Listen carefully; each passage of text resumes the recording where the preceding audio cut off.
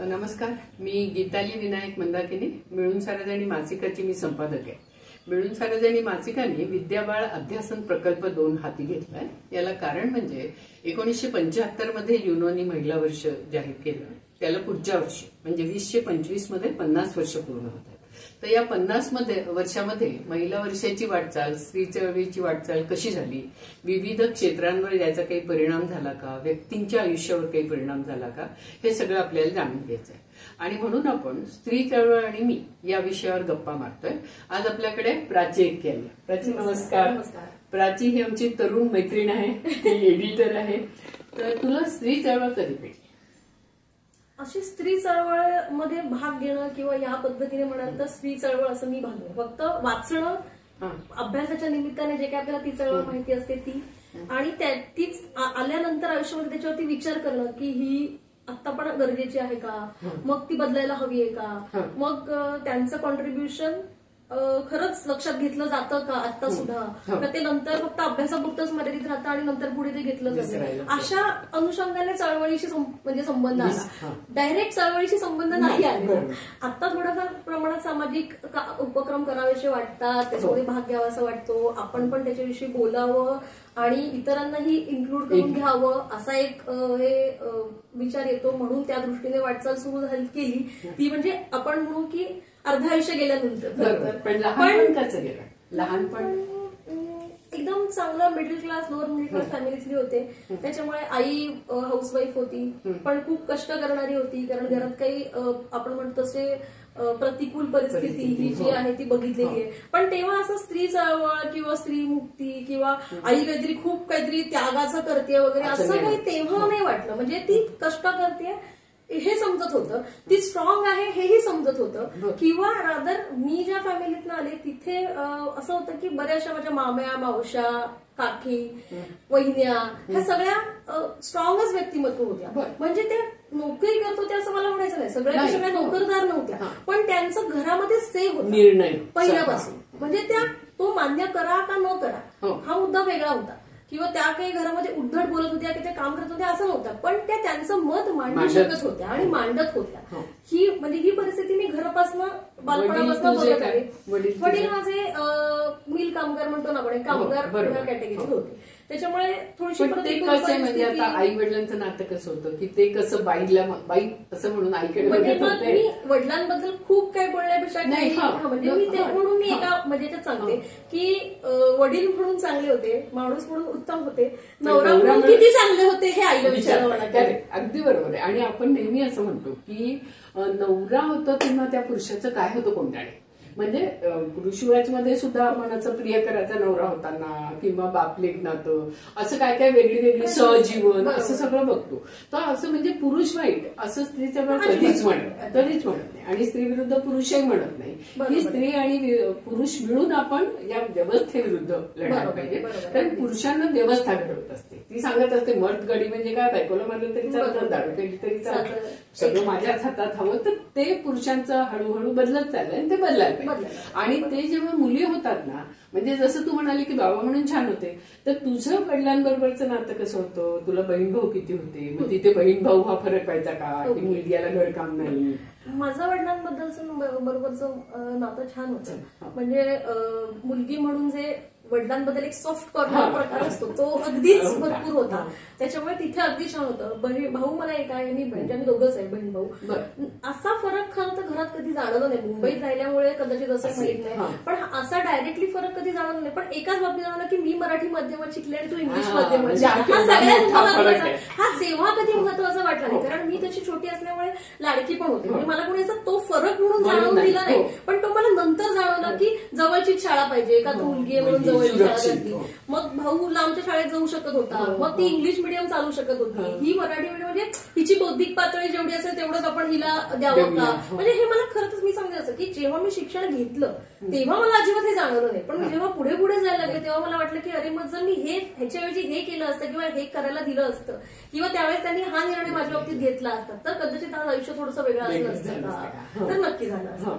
हे इथे जेव्हा आल्यावरती म्हणून मी तुम्हाला म्हटलं की नंतर मला ह्याच गोष्टी जाणल्या, पण तेव्हा माझ्यावरती अन्याय होतोय किंवा मलाच मराठी शाळेत का, त्यालाच इंग्लिशमध्ये का, त्याला नाव का, असं काहीच वाटलं किंवा घरकामात मला मीच नाही. माझ्या घरकामामध्ये आई माझी अशी होती की तू पण करायचं त्याने पण करायचं. तेव्हा त्याला ते जेवण वाढायचं, पाणी घेऊन येणं वगैरे ज्याचं त्याने करायचं, उचलून ठेवायचं, हे सगळ्या ज्याच्या त्याच्या सवयी ज्याने त्याने करायच्या ह्या आईने लावल्याच होत्या. त्याच्यामुळे अगदी अगदी अगदी त्यामुळे तो मुद्दा तिथे अजिबातच नव्हता की तिने असा भेदभाव माझ्या घरामध्ये मुळातच नव्हता.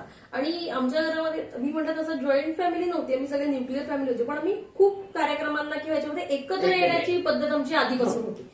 तर त्याच्यामुळे असं होतं की तिथे सगळ्या मुली कमी आणि मुलं जास्ती होते, भाऊ जास्ती होते, पण थोडे त्यामुळे सपोर्टिव्ह पण होते. त्यांच्याबरोबरच खूप खेळणं, मस्ती करणं, म्हणजे मित्राच्या आधी भावाबरोबरच अनेक गोष्टी गप्पा करणं, भांडण करणं, आपल्या म्हणजे कुठल्या तरी इनर गोष्टी ज्या त्यांना माहिती असणं वगैरे, ह्या सगळ्या गोष्टी त्यावेळेसच होत्या. म्हणजे त्यामुळे असं मजा वाटायची त्या गोष्टीची. आणि तेव्हा तुम्ही म्हणजे कुठल्या भागात असे राहत होतात की तिथे? मी भांडूपमध्ये होते. तिथे बाहेर मुलं मुली एकत्र खेळणं तिथे थोडंसं असं हे होतं, कारण मुंबईतलं जरी ते शहर असं तरी सुद्धा छोटंसं हे होतं. भांडूप हे काही खूप मोठं हे नाहीये. आणि त्याच्यामध्ये आम्ही असं भांडूप गाव म्हणून एक होतं आणि पलीकडे असं दोन, तर ते भांडूप गाव म्हणून आम्ही येतो, ते छोटंसं होतं. त्याच्यामुळे तिथे एवढं काय असं खूप मोकळं ढाकळं वातावरण वगैरे असं काही नव्हतं. पण मुला मुलींची एकत्र शाळा होती, अशी काही मुलींची शाळा वेगळी मुलांची शाळा वेगळी असं नव्हतं. त्यामुळे मित्र मैत्रीण तेव्हा होते वगैरे, पण तरी शाळेत बसण्याची व्यवस्था मुलींची वेगळी मुलांची वेगळी जी पूर्वी होतीच. म्हणजे मला वाटतं कदाचित ती मुंबई असं नाही, पण ती बऱ्याच ठिकाणी होतीच. आता पण कदाचित बहुतेक मराठी शाळांमध्ये वगैरे तशीच असावी असं मला वाटतं. पण त्याने मला काही फारसा फरक नाही वाटला इतका की मला खूप स्ट्रगल या बाबतीमध्ये करावं लागलं असं नाही वाटतं तेव्हा तरी नाही. जेव्हा तू अशी कॉलेजमध्ये गेली तिथे काय तू बीए केलं का? बीकॉम केलं? मी बीए केलं. मग तिथे आता मुलं मुली एकत्र वेगळे आहे, तर तिथे असं काही मैत्र्या होणं किंवा मुलं मुली वागत असताना असं काही तुझ्या लक्षात आलं की अरे इथे खूपच विषमता आहे, म्हणजे मुलींना वेगळंच वागवलं जातं? असं नाही झालं, पण मुळात मी उलट सांगेन की मी तुम्हाला म्हणत असं की माझं शिक्षण असं छान घराच्या जवळ, म्हणजे घरात शाळेची बेल वाजली की मला घरी ऐकू येते इथपर्यंत सगळं शाळा होती माझी. त्याच्यामुळे इतकं सेफ वाढले मी. पण मग नंतर मी जेव्हा तुम्हाला म्हणजे कळत्या वयाची झाले तेव्हा मी हा निर्णय घेतला की आता तुम्ही कॉलेजमध्ये मला असं घालू नका की मी घरात 5 मिनिटाच्या अंतरावरती जाईल, तर तिथे मला विस्तारायचं आहे माझं कक्षा. तर म्हणून मग मी स्वतःच काही करून मग मी जोशी बेडेकर ठाण्यात, म्हणजे ऍटलीस्ट 2 स्टेशन तरी, मी अगदी खूप लांब नाही पण किंवा 2 स्टेशन तरी बाहेर जाऊ शकेल, थोडीशी आपलं वेगळी माणसं मिळतील किंवा आपल्या कक्षा रुंदावतील किंवा अजून कोणाशी इंटरॅक्शन होऊ शकेल असं थोडंसं निवडलं. आणि त्याला मला कोणी विरोध नाही केला, तसा कोणी काही विरोध नाही केला. म्हणजे जवळ घे ग म्हणजे असं म्हणणं वेगळं की त्रास कमी होईल इतकं वेगळं, पण असं खूप स्ट्रगल विनंती करावं की नाही जायचंच नाहीये आणि मग तुला काही भांडावं लागतं असं काही केलं नाही. त्याच्यामुळे तिथे पण मग मला असं वाटतं की मी कॉलेजमध्ये गेल्यानंतर खऱ्या अर्थाने म्हणजे खूप ग्रो झाले असं आपण म्हणू शकतो. म्हणजे मित्रमैत्रिणींचं काय असतं किंवा मित्र म्हणजे काय असतो किंवा ते कुठल्या कुठल्या लेवलला मित्र असतात, मित्रमैत्रिणी म्हणजे फक्त तेवढ्या एकाच दृष्टीने बघायचं का, ह्या सगळ्या गोष्टी ज्या आहेत त्या कॉलेजमध्ये गेल्यावरती कळाल्या. म्हणजे वात्रटपणा पण खूप केला. तर म्हणजे किस्से म्हणून सांगते की आता गप्पा मारते म्हणून की कॉलेजमध्ये गेल्यावरती 11व्याच वर्षी, कारण थोडंसं बाहेर पडल्यामुळे थोडी शिंगल फुटलेली होती, थोडं बाहेर जायला मिळाल्यामुळे मजाही वाटत होती. मैत्रिणी नंतर ठाण्यातल्या 2-3 झाल्या, मग त्या पण जरा अशा मिडल क्लास फॅमिलीतल्या पण काहीतरी थ्रिल करायचं म्हणून अशा होत्या. त्यावेळेस मूवी पण आपण बघत असतो त्यामुळे त्या पिक्चरचं थोडंसं डोक्यावरती एक भूत असतं. तर त्यावेळेस एनसीसीचे स्टुडंट्स असे होते आणि त्याच्यातला एक स्टुडंट खूप भारी होता, म्हणजे तो जो घेत होता ऍक्च्युली. तर आम्ही 3 जणी अशा होतो, तर आमच्या 3मध्ये असं एकीबरोबर अशी हे लागली की त्या मुलाला जाऊन आय लव्ह यू म्हणायचं उगाच, म्हणजे काही कारण नव्हतं, छान दिसत होता, छान काहीतरी शिकवत होता म्हणून काय पुढे त्याच्यात काही करायचं नाहीये. पण एक ते कॉलेजमध्ये कुठेतरी दिल बिल मध्ये वगैरे बघितलेलं असतं ना, त्याच्यामुळे ते डोक्यात होतं. तर होत्या तशा गाडी त्या, तर ठीक आहे लावूया करूया असं करून झालं. ती गेली, तिने मस्तपैकी त्याला म्हटलं त्याने एक सँडसाठी कानाखाली वाजवली. स्टुडंट होता, बेस्ट होता. आणि नंतर त्याची आमची मैत्री झाली छान, म्हणजे त्याने कानाखाली वाजवली, सगळं केलं. त्याचं काम संपल्यानंतर, त्यांचा तो कॅम्प संपल्यानंतर त्याने छान आम्हाला बसून समजावलं की काय चाललंय, म्हणजे तो सिनियर पण होता. तर ते हे असे अनुभव होते. त्यामुळे हे केलं. कॉलेजमध्ये जोशी बेडेकर जरी नाव असेल तरी आयदर ब्राह्मण सीकेपी किंवा कोळी आगरी असे दोन पूर्णपणे वेगळं भिन्न म्हणावं. हे होते. म्हणजे एक क्राऊड होता तो पूर्ण ब्राह्मण सीकेपी वाल्यांचा होता, एक क्राऊड होता तो पूर्ण कोळी आगरी लोकांचा होता. कारण ते पण असं ठाण्याच्या स्टेशनला गेल्यानंतर असं होतं की त्याच्या पलीकडच्या साईडला सगळी ती वस्ती होती बरं. आणि इकडच्या साईडला सगळी ब्राह्मण सीकेपी वगैरे तो सगळा भाग होता. बरं. त्याच्यामुळे मग पुन्हा प्रश्न की आपण कोणाबरोबर जायचंय. कारण आपण तेव्हा मिडलमध्ये असे असतो की आपण आपल्याला ज्यांच्याबरोबर पटते त्यांच्याबरोबर जायचं. म्हणजे तुझी जात कुठली? नाही, मी मराठी म्हणजे आपलं असं ब्राह्मण वगैरे मध्ये पण नाही आणि एकदम इकडे असं पण हे पण नाही. नाही, आपलं साधं ओबीसी वाले. तर त्यामुळे मग असं की मग आता काय करायचं, मग त्यावेळेस असं लक्षात आलं की आपणच हे ठरवायचंय की आपल्याला पुढे जाऊन काय करायचं. म्हणजे ह्यांच्याबरोबर गेलं म्हणजे पण वाईट आहे असा भाग नाही, पण तरी सुद्धा एक त्यांची राहण्याची पद्धत, बोलण्याची पद्धत, त्यांच्या बरोबर ज्या रीती भाती आणि ह्या सगळ्या गोष्टी आहेत त्या ऍक्सेप्ट करणं, का मग ह्यांच्याबरोबर थोडंसं मोकळ्या वातावरणात हे करणं, ह्या गोष्टी पण महत्वाच्या वाटल्या. मग त्यावेळेस असं दोन्ही मार्ग स्वीकारले की दोन्ही बरोबर जायचं. जेवढं मग नंतर कोणाबरोबर पटतंय त्याच्याप्रमाणे पुढे आपण आपला मार्ग घ्यायचा. त्याच्यामुळे दोन्ही प्रकारचे मित्रमैत्रिणी होते. म्हणजे ती एक मजा होती, सगळंच एन्जॉय करायला छान मिळत होतं.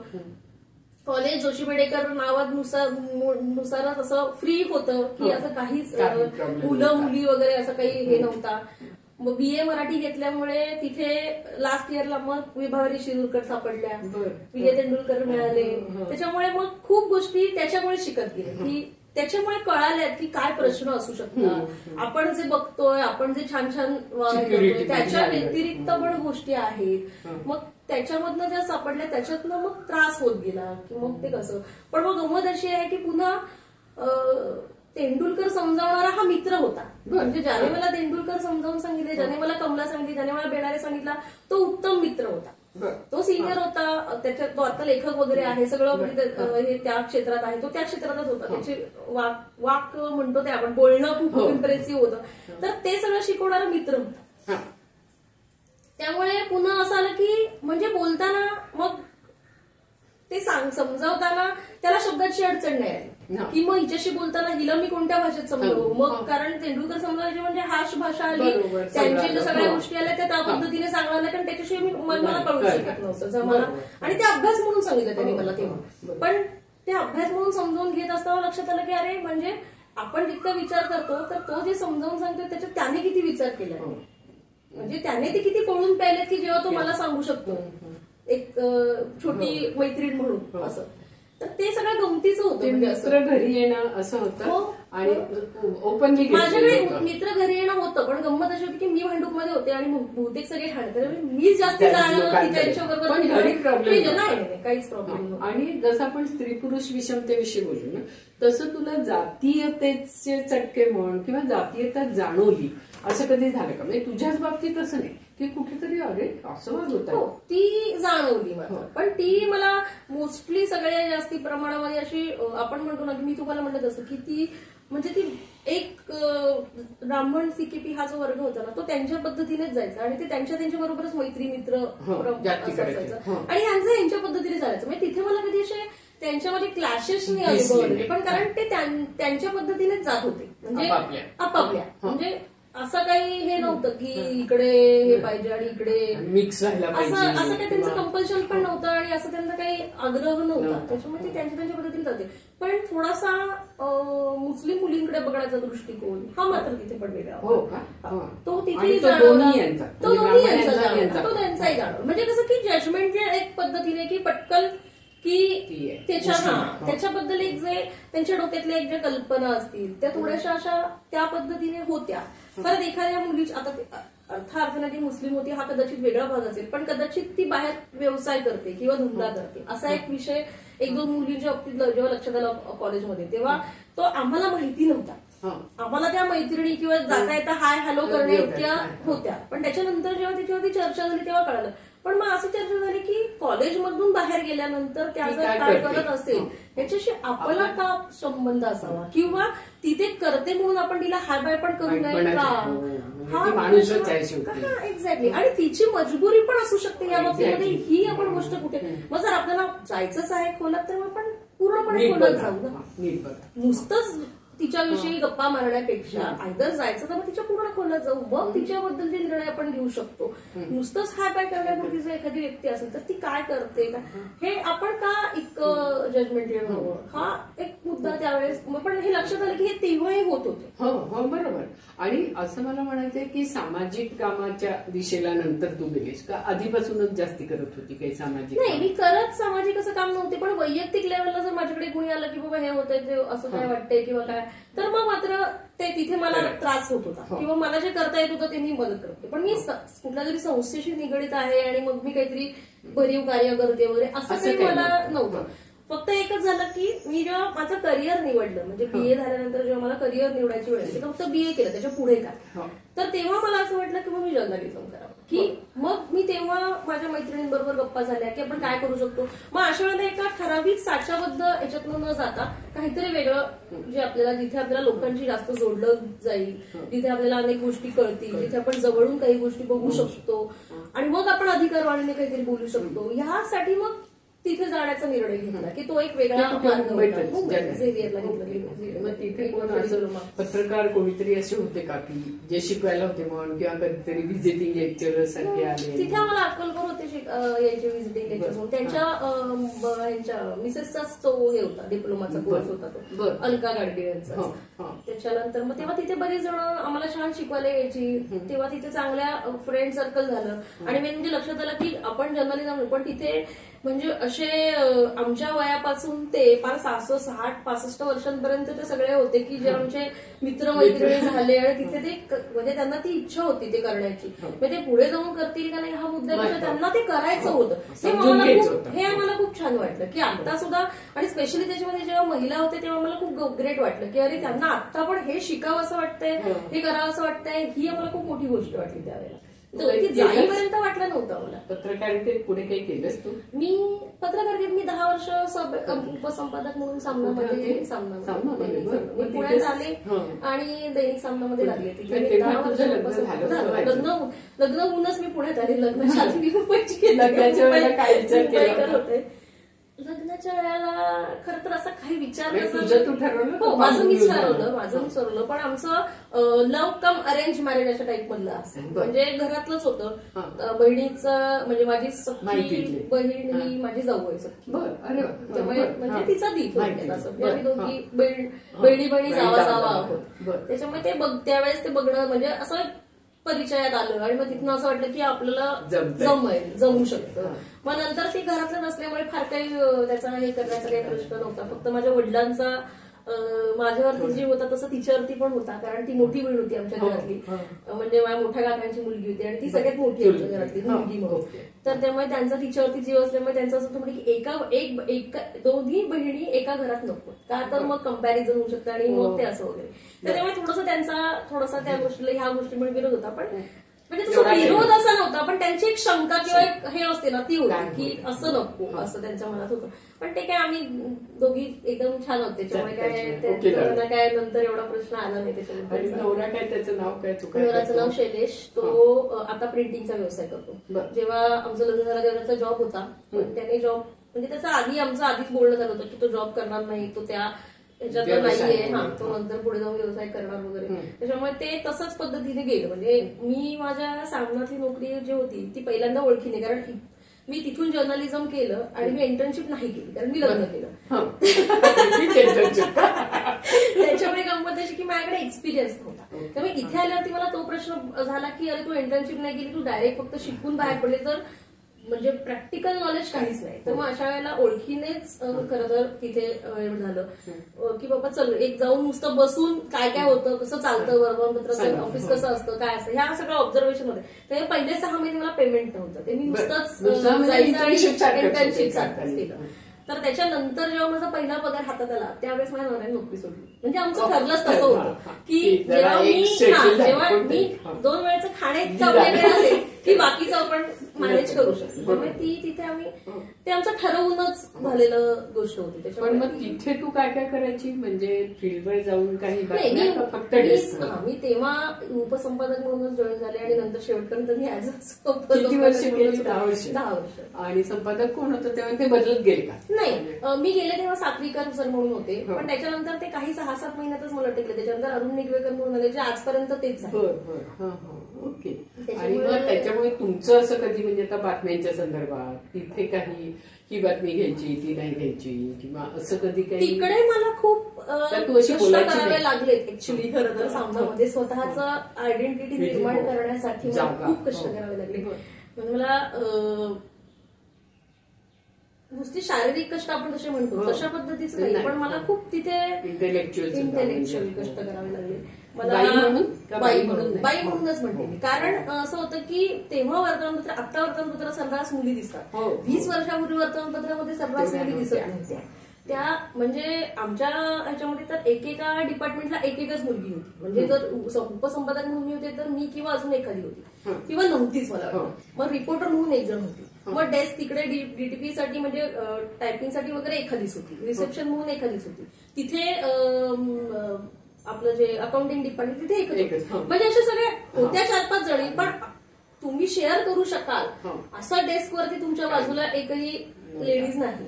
तुम्ही मग असं होतं की तेव्हा माझी खरी कसोट होती. कारण 22व्या-23व्या वर्षी लग्न झाल्यानंतर मी जेव्हा जॉबला लागले तेव्हा 40-40 माणसं पुरुष असताना एका बाईने त्यांच्याबरोबर काम करणं ही खूप मोठी चॅलेंजिंग गोष्ट होती. आणि जेव्हा तुम्ही खूप छोट्या वयात असता, लहान वयात असता, तेव्हा तुमची बघण्याची दृष्टिकोन, तुमच्याकडे बघण्याचा दृष्टिकोन वेगळा असतो आणि तुमची दुसऱ्याकडे बघण्याची दृष्टीही तयार झालेली नसते. त्यामुळे ह्या दोन्ही गोष्टींमध्ये मला बराच त्रास, म्हणजे त्रास असं नाही म्हणणार मी, पण मला थोडंसं कष्ट म्हणजे मला माझ्याशी नीट वागायचं हे सांगायला लागले. म्हणजे समजावून असं काय म्हणतात, डायरेक्ट सांगावं नाही लागलं, पण त्याची जाणीव करून द्यायला लागली की हे करावं.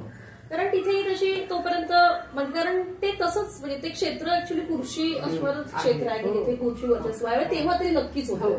आता खूप बदल झाले, आताही कमी झालं, आताही संपादक बायका नाही, पण किमान बऱ्याचशा लेडीज एकमेकांबरोबर आधी दिसतात. आता तसं होत नाही, तेव्हा तसं नव्हतं. त्यामुळे हा थोडासा तिथे जास्ती मला थोडासा कष्ट पडलेले आहेत म्हणजे नाही म्हणायला. आणि शिवाय राजकीय पेपर होता त्याच्यामुळे तो एक पण मग विचारसरणी तुझी जुळत होती का थोडासा कॉम्प्रोमाइज? नाही, माझी विचारसरणी खरं कधीच अशी म्हणजे पर्टिक्युलर व्यक्तीबरोबर जाईल किंवा पर्टिक्युलर पक्षाबरोबर जाईल अशी कधीच नव्हती, अजूनही नाही. त्याच्यामुळे मला तो प्रश्न आला नाही की मला जुळवून घ्यायचंय का किंवा मला हे पटतंय का नाही पटतंय. मला आणि मुळात आम्ही जेव्हा वर्तमानपत्रात काम करायला लागलो तेव्हा चांगलं होतं, शिक्षणही चांगलं होतं. म्हणजे आम्हाला आत्तासारखं बायस जे मी बरेच वेळा बघते, मी आता बरेच वेळा जे त्या क्षेत्रात बघते ते मला नव्हतं कधी. म्हणजे आम्हाला शिकवताना तसं शिकवलं गेलं की संपादक म्हणजे काय की जे आहे, किंवा वृत्तपत्रामध्ये तुम्ही जेव्हा काम करता तेव्हा म्हणजे काय, जे आहे जसं आहे तसं लोकांपुढे देणं हे तुमचं काम आहे. त्याच्यानंतर ते ठरवतील की ते बरोबर आहे का नाहीये, ते तुम्ही फक्त ती बाजू व्यवस्थित द्यायची. ती तुम्हाला वाटते म्हणून त्या बाजूने आणि ह्या बाजूने अशी नाही द्यायची, ती आहे तशी द्यायची आणि त्याच्यानंतर त्यांना ठरवू द्यायचं. आणि एका लेवलला तुम्ही जेव्हा जाता तेव्हा मग तुम्ही तुमची मतं बनवू शकता. मग तुम्ही वृत्तपत्रामध्ये तुम्ही तुमचं मत म्हणून फीचर्स म्हणून मांडू शकता. पण ॲज अ बातमी म्हणून तुम्ही जेव्हा बघता तेव्हा ती जी आहे जशी आहे तशी दिली गेली इतकाच त्याचा हे असला पाहिजे. मग तो कुठल्या पक्षाचा आहे किंवा त्याच्यावरती कोण तुम्हाला प्रेशराईज करते वगैरे हा मुद्दा यायला नाही पाहिजे. हा एक हे होता. आणि मी पहिल्यापासूनच थोडीशी आगाऊ पण होते, भानकुट अशी नाही म्हणता येणार, पण मी मताला माझी मतं ठाम असणारी होते. ती मला पहिल्यापासून, मी तुम्हाला म्हटलं असं घरात स्ट्रॉंग व्यक्तिमत्व पहिल्यापासून बघितलेली असल्यामुळे मी तशीच ह्या बाबतीमध्ये म्हणजे स्ट्रॉंग होते की नाही मला या पद्धतीने म्हणजे मी या पद्धतीने काम करणार. मग त्यातनं वृत्तपत्र म्हणून तुम्हाला एंटर केल्या 4 गोष्टी सांगितलेल्या असतात की हे करायचं नाहीये, हे नाव आलं नाही पाहिजे, हे असलं पाहिजे. हे तुमचे नियम असतात, ते नियम असतात. तुम्हाला नियम घालून दिले असतात ते तुम्ही पाळायचे, त्याच्यामुळे त्याच्यात काही प्रॉब्लेम नाही. पण त्या व्यतिरिक्त तुम्हाला प्रेशराईज करायचं असेल तर मग माझ्याकडे देऊ नका, मग तुम्ही दुसरीकडनं करू. मग डेस्क क्लिअर. मग हे मत असणं घरी काय होतं या मत असण्याचं, विशेषतः नवऱ्याबरोबर? हो, नवऱ्याबरोबर हा प्रॉब्लेम येतोच.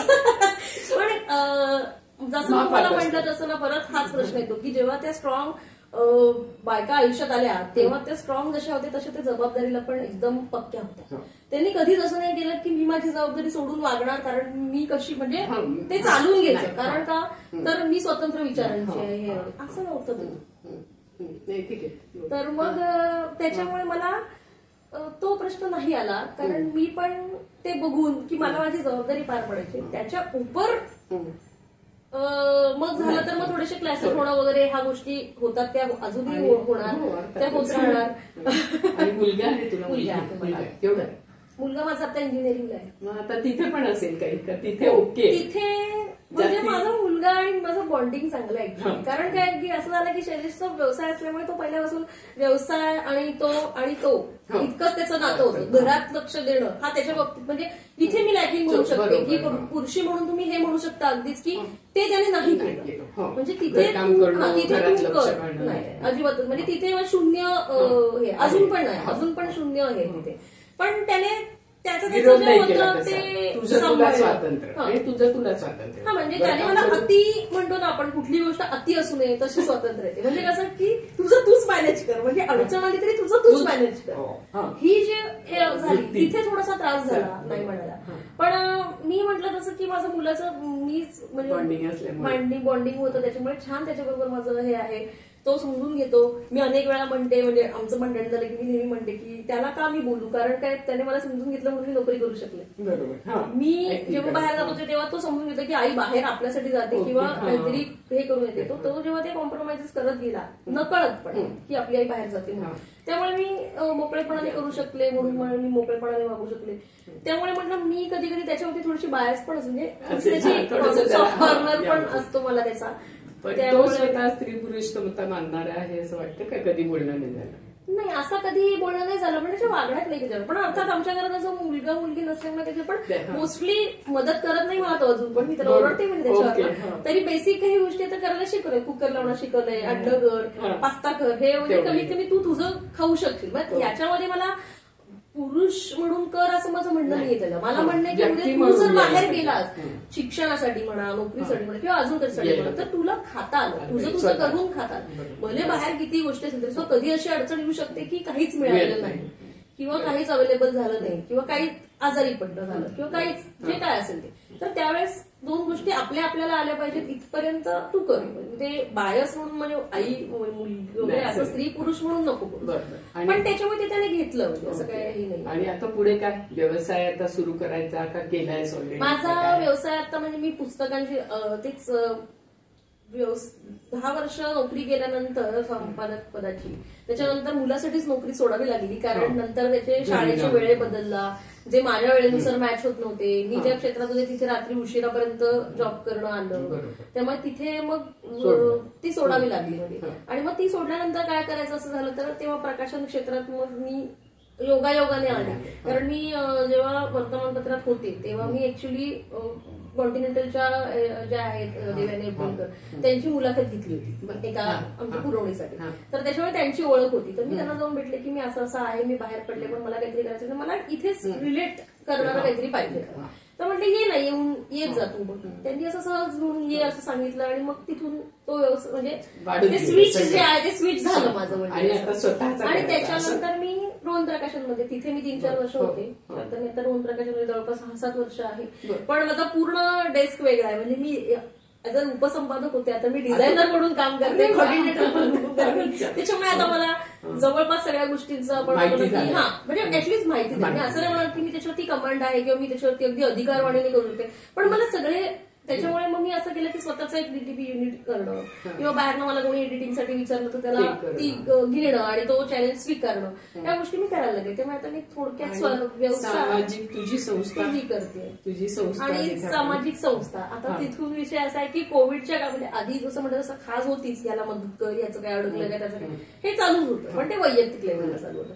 मग नंतर जेव्हा कोविडमध्ये थोडंसं असं लक्षात आलं की आपल्याला ह्या गोष्टी करायला पाहिजेत आणि मग त्यावेळेस आमच्या घराच्या जवळच एक ग्रुप काम ऑलरेडी करत होता मुलांचा त्यांच्याबरोबर बोलणं झालं.